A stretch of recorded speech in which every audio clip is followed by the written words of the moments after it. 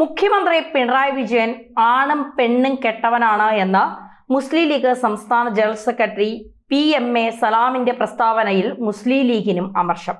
UDFിൽ കോൺഗ്രസും പ്രതിഷേധത്തിലാണ്. ഒരു നേതാവിനെയും അധിക്ഷേപിക്കുന്ന തരത്തിലേക്ക് നേതാക്കളുടെ പ്രസ്താവന എത്തരുത്, പ്രത്യേകിച്ച് പ്രധാന നേതാക്കൾ. ഈ സന്ദേശം എല്ലാവർക്കും UDF കൈമാറും. ഓരോ വാക്കും സൂക്ഷിച്ചുപയോഗിച്ചില്ലെങ്കിൽ ജനം എതിരാകുമെന്നാണ് UDF വിലയിരുത്തൽ. അധിക്ഷേപ പരാമർശത്തിൽ മുസ്ലിം ലീഗ് സംസ്ഥാന ജനറൽ സെക്രട്ടറി PMA സലാം കേരളീയ സമൂഹത്തോട് മാപ്പ് പറയണമെന്ന് CPM ആവശ്യപ്പെട്ടിട്ടുണ്ട്.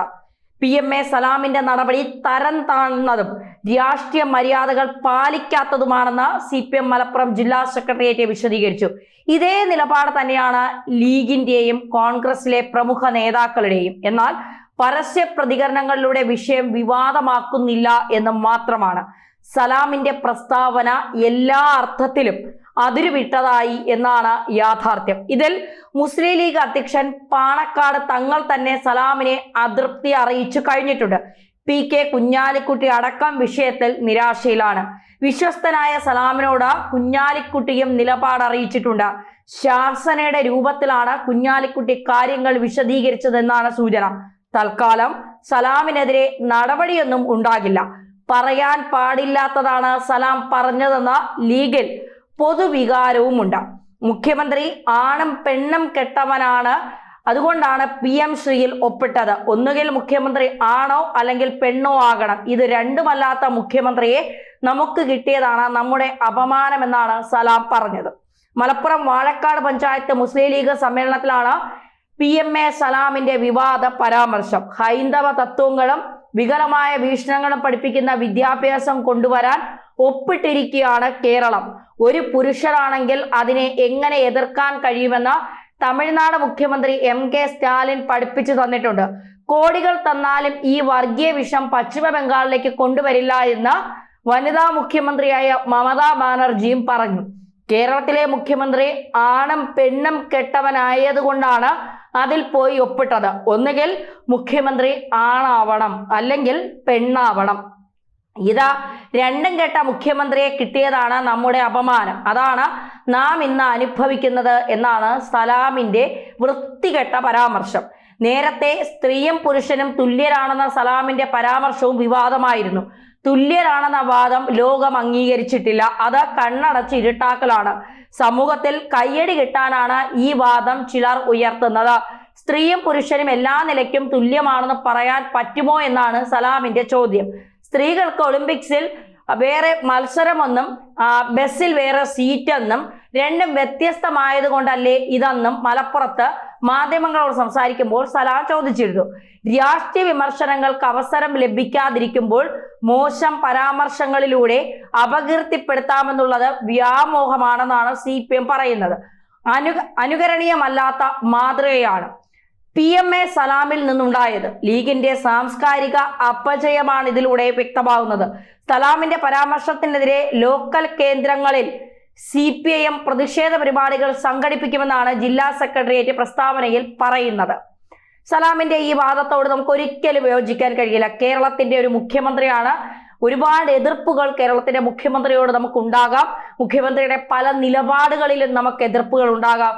അതുകൊണ്ട് ഭരിക്കുന്ന പാർട്ടിയെ നിശ്ചിതമായി നമുക്ക് വിമർശിക്കാം. ആ വിമർശനങ്ങൾ ആ പാർട്ടി ഏത് പാർട്ടിയാണോ ഭരിക്കുന്നത് ആ പാർട്ടി നിലപാടുകൾ തിരുത്തിക്കൊണ്ട്, അതായത് തെറ്റായ നിലപാടുകൾ എടുക്കുകയാണെങ്കിൽ ആ നിലപാടുകൾ തിരുത്തിക്കൊണ്ട് ശരിയായ നിലപാടിലേക്ക് മാറാനാണ് പലപ്പോഴും പല മാധ്യമങ്ങളും അല്ലെങ്കിൽ പല ആളുകളും പിണറായി വിജയൻ ഉൾപ്പെടുന്ന CPM എന്ന പാർട്ടിയെ വിമർശിക്കുന്നത്. അല്ലാതെ മുഖ്യമന്ത്രിയെ വ്യക്തിപരമായി അധിക്ഷേപിക്കാൻ ഈ PMA സലാം ആരാണ്?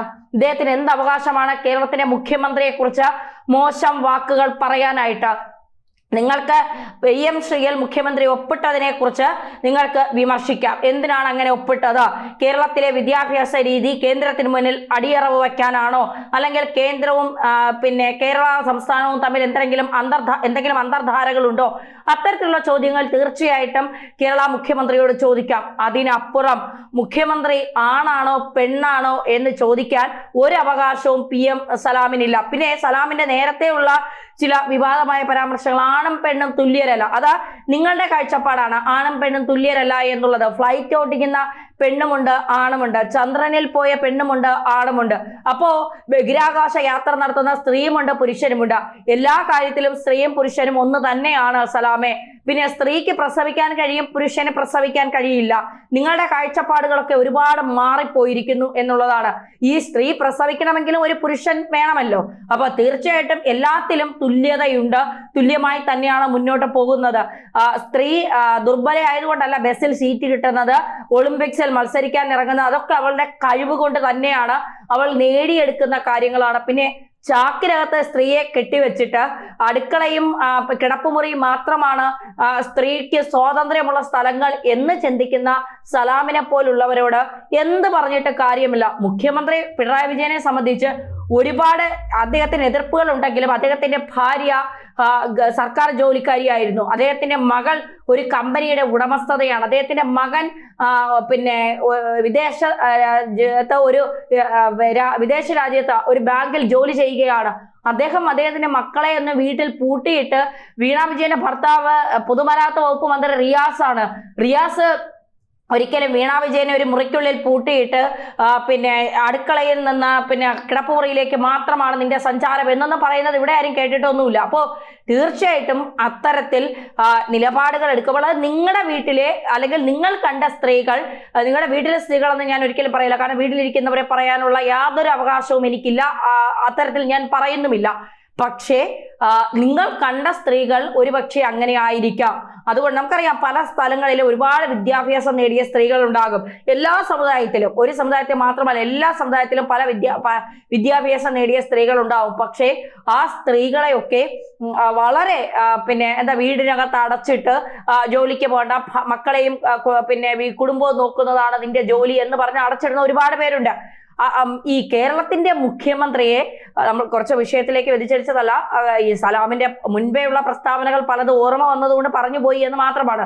അതായത് മുഖ്യമന്ത്രി പിണറായി വിജയനെ നിലപാടുകളിലൂടെ നിങ്ങൾക്ക് വിമർശിക്കാം, ആശയപരമായി വിമർശിക്കാം, അദ്ദേഹം എടുക്കുന്ന തീരുമാനങ്ങളിൽ നിങ്ങൾക്ക് വിമർശിക്കാം. അല്ലാതെ കേരളത്തിന്റെ മുഖ്യമന്ത്രി ആണാണോ പെണ്ണാണോ എന്ന് ചോദിച്ചാൽ അദ്ദേഹം ധൈര്യപൂർവ്വം വന്ന് ഞാൻ ആണാണോടാ എന്ന് കാണിച്ചു തന്നാൽ ഒരുപക്ഷെ അത് സലാമിന് താങ്ങാൻ കഴിയുന്നതിലും അപ്പുറമായിരിക്കും. അതുകൊണ്ട് ഇത്തരത്തിലുള്ള പരാമർശങ്ങൾ എന്തെങ്കിലും താനിപ്പോ പിന്നെ പൊതുവേദികളിലൊന്നും ഇല്ലല്ലോ, തന്നെ ഇപ്പൊ ആരും അറിയുന്നില്ലല്ലോ, ഇലക്ഷനൊക്കെ അടിക്കുകയല്ലേ, താൻ ജീവനോടെ ഉണ്ടെന്ന് 10 പേർ അറിയട്ടെ എന്ന് പറഞ്ഞുകൊണ്ട് അത് അറിയിക്കാൻ വേണ്ടി ഇത്തരം മോശപരമായ കാര്യങ്ങളും കൊണ്ട് വരുന്നത് അത്ര നല്ല ഏർപ്പാടാണ് എന്ന് തോന്നുന്നില്ല സലാമെ. സലാമിന്റെ ഇത്തരം വൃത്തികെട്ട സംസാരങ്ങളൊക്കെ അങ്ങ് ചുരുട്ടിക്കൂട്ടി സലാമിന്റെ വീടിനകത്ത് വെച്ചിട്ട് വന്നിരിക്കുന്നതാകും നല്ലത്.